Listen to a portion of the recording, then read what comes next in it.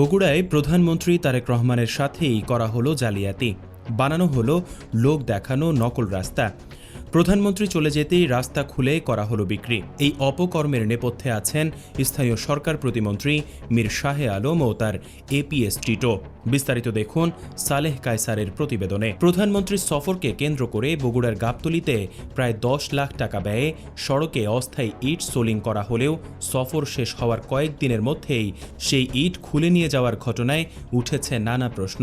দীর্ঘদিনের অবহেলিত একটি সড়ক ঘিরে সাময়িক এই ব্যবস্থা স্থানীয়দের প্রত্যাশা পূরণের বদলে নতুন করে হতাশা তৈরি করেছে।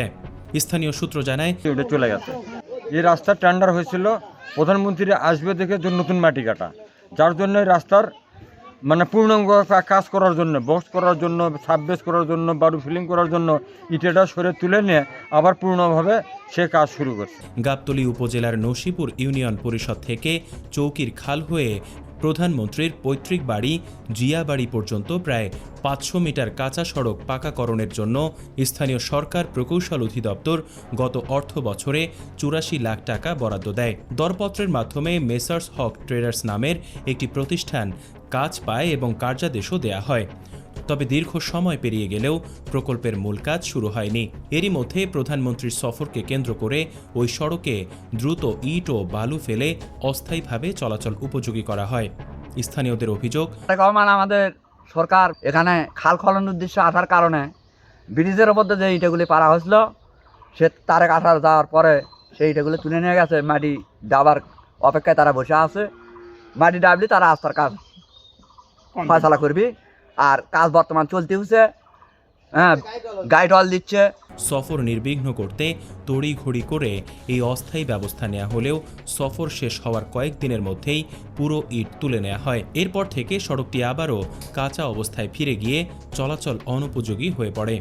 স্থানীয়দের ভাষ্য, বর্তমানে বর্ষা মৌসুমে সড়কটি কাদাময় হয়ে পড়ায় স্কুল কলেজগামী শিক্ষার্থী, শিক্ষক, ব্যবসায়ী সহ সাধারণ মানুষকে চরম ভোগান্তি পোহাতে হচ্ছে। তাদের মতে, জনগণের দীর্ঘমেয়াদী সুবিধার চেয়ে কেবল সফর কেন্দ্রিক অস্থায়ী সমাধানকে গুরুত্ব দেওয়া হয়েছে। স্থানীয় কয়েকজন বাসিন্দা জানান, ইট বিছানোর সময় ব্যাপক কাজ দেখা গেলেও পরে একইভাবে শ্রমিক দিয়ে সেগুলো তুলে নেওয়া হয়। তারা দ্রুত সড়কটির স্থায়ী পাকাকরণের দাবি জানিয়েছেন। কেন এমন হলো এ বিষয়ে এলজিইডির নির্বাহী প্রকৌশলী মোহাম্মদ মাসুদুজ্জামান বলেন, সড়কটি পাকাকরণের জন্য আগেই বরাদ্দ ও কার্যাদেশ দেয়া ছিল।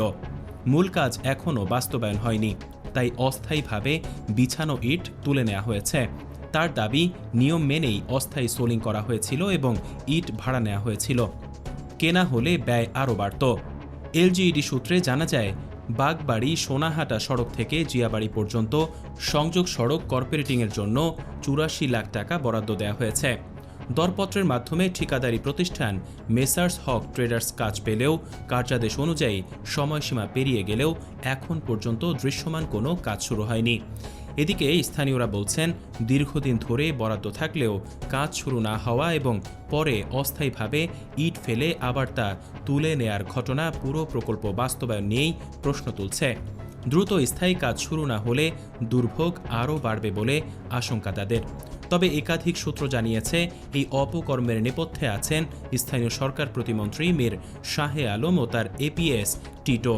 স্থানীয় সচেতন মহল মনে করছেন, উন্নয়ন প্রকল্পে বিলম্ব, সমন্বয়হীনতা এবং সফর কেন্দ্রিক অস্থায়ী ব্যবস্থার কারণে পুরো পরিস্থিতি জটিল হয়েছে। তারা এই ঘটনার সুষ্ঠু তদন্ত এবং দ্রুত সড়কটির স্থায়ী উন্নয়ন কাজ শুরু করার দাবি জানিয়েছেন। ডেস্ক নিউজ, অগ্রযাত্রা প্রতিদিন।